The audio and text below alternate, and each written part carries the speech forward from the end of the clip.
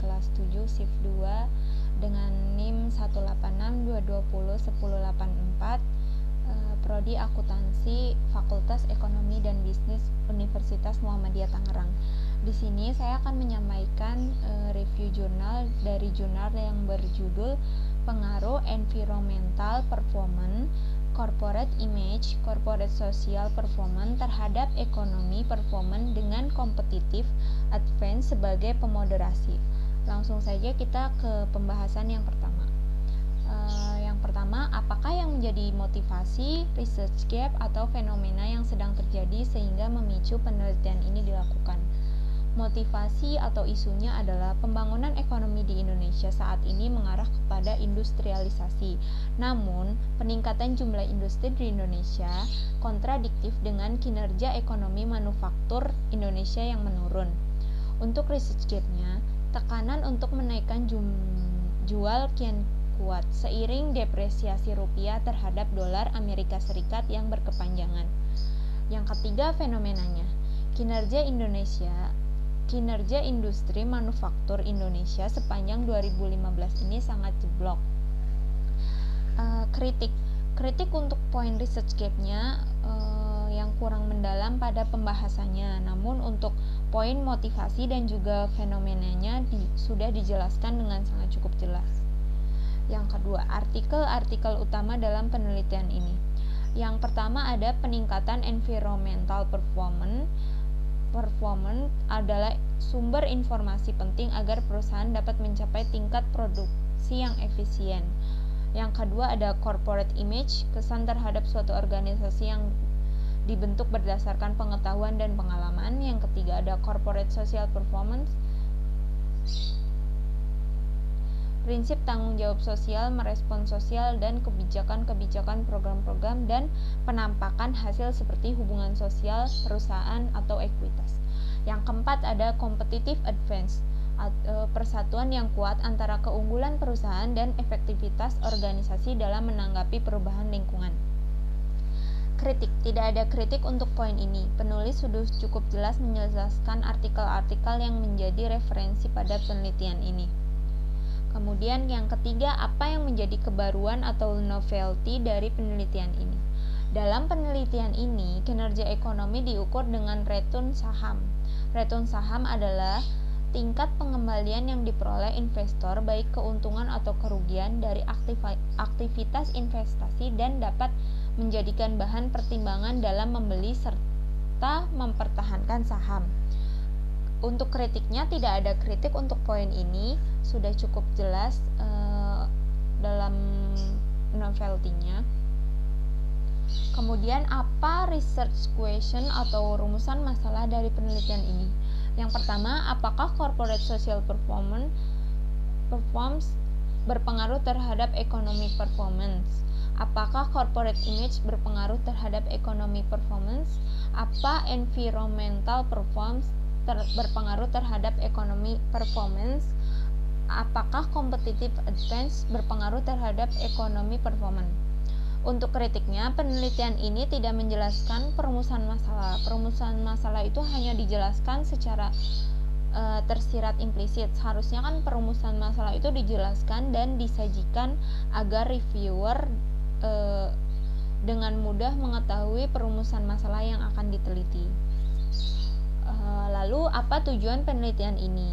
Tujuan penelitian ini adalah untuk mengetahui apakah ekonomi performance, corporate social performance, corporate image berpengaruh terhadap ekonomi performance dengan competitive advance sebagai pemoderasi pada perusahaan manufaktur yang terdapat di BI dan selama periode 2014 sampai 2018. Untuk kritik pada poin tujuan ini tidak ada, sudah dijelaskan ya. Kemudian apakah kontribusi dari penelitian ini?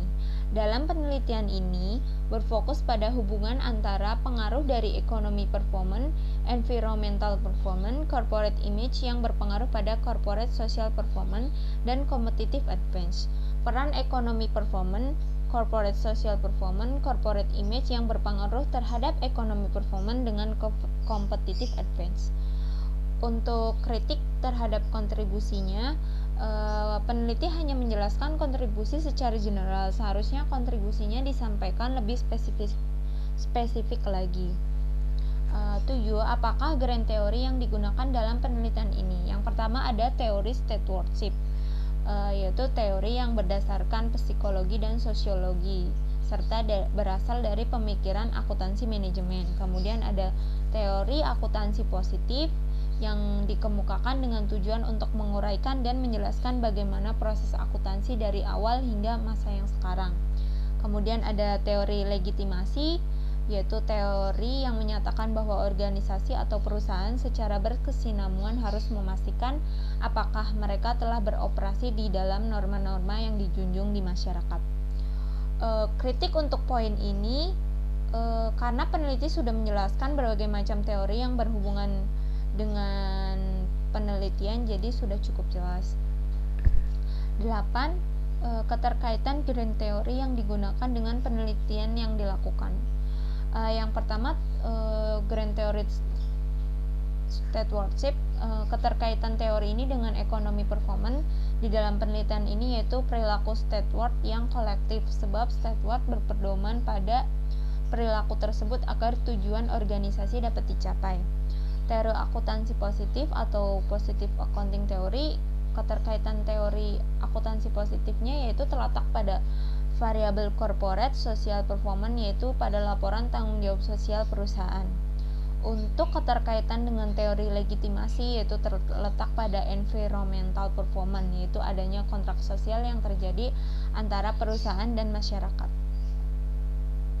Tidak ada kritik untuk poin ini karena di sini penulis sudah menjelaskan antara keterkaitan antara grand teori yang digunakan dengan penelitiannya. Kemudian kerangka konseptualnya seperti ini.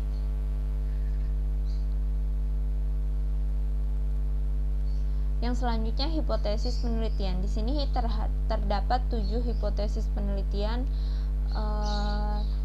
Ada environmental performance berpengaruh positif terhadap ekonomi performance, corporate image berpengaruh positif terhadap ekonomi performance, corporate social performance berpengaruh positif terhadap ekonomi performance, dan sebagainya. Tidak ada kritik untuk poin ini juga karena sudah dijelaskan mengenai hipotesisnya secara sudah ada di sini semuanya. Yang selanjutnya metode penelitian. Yang pertama, rancangan penelitian. Ada dua metode yaitu kuantitatif dan metode asosiatif. Tidak ada kritik untuk jenis metode yang digunakan. Kemudian teknik penarikan sampel. Metode penarikan sampel atau purposing sampling. Populasi dalam penelitian adalah perusahaan manufaktur yang terdapat di BI. Untuk metode penelitian yang digunakan khususnya untuk penarikan sampel, peneliti di sini kurang jelas dalam menjelaskan penarikan sampel ya, karena dijelaskan hanya secara eksplisit.